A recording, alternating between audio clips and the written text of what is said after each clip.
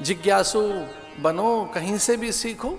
भगवान दत्तात्रेय की कथा है कि किस प्रकार से भगवान दत्तात्रेय ऐसे सीख रहे हैं। वो गुरु आदर्श प्रस्तुत करते हैं, जिज्ञासु बनकर, मुमुक्षु बनकर, सत्य पिपासु बनकर, साधक बनकर। सच मानिए, मैंने 2 महापुरुषों के ऐसे दर्शन किए, अपने गुरुदेव के, उनके हाथ में से माला कभी नहीं छूटी, कभी नहीं। एक दिन कोई पूछ रहा था उनसे कि आपको भी जप की जरूरत है क्या? तो महाराज जी तो बोले नहीं कुछ, मैंने ही कह दिया कि इनको तो जरूरत नहीं है, ये हमें सिखाने के लिए माला लिए बैठे। एक हमारे महाराज जी, माला कभी नहीं छूटती हाथ से, कभी नहीं छूटेगी। अभी जो माला नहीं छूट रही है, माला सरकती जाती है, ये किसके लिए है? उनके लिए ना, वो तो पहले से अलग है हर बात से।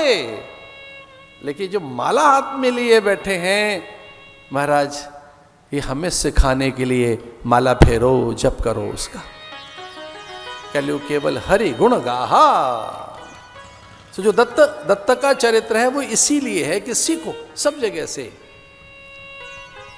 बहुत सी गाथाएं उद्धव की, ग्रंथ का सम्मान करने की दृष्टि से मैं ग्रंथ उठा रहा हूं। ये आवश्यक है, ग्रंथ का सम्मान करना चाहिए। कच्छोद मयादिष्टो भद्रख्यम ममाश्रम इक्षालक नंदाया विदूता शेष कलमशः।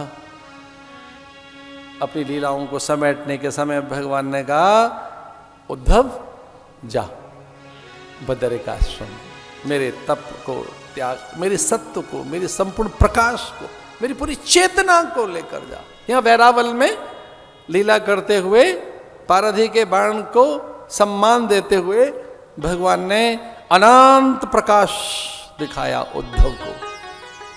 उस अनंत प्रकाश में सर्वत्र लीन हो गया वो प्रकाश। बिलखने लगा उद्धव की, कोई उपदेश है क्या?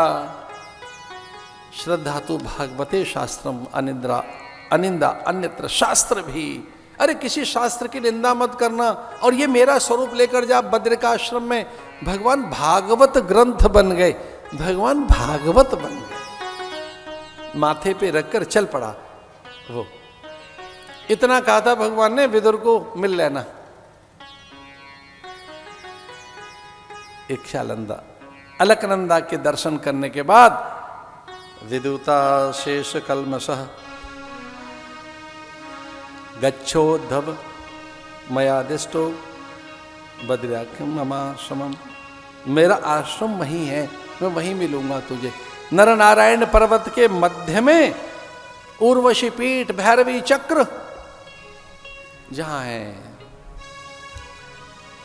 जहां अलकनंदा में सरस्वती सिमट जाती है, उस सनकादिक घाट के वाम कूले मैं मिलूंगा तुझे। वहीं मेरे आश्रम में लौट आना, जहां 6 मास के लिए नारद जी पूजा करते हैं।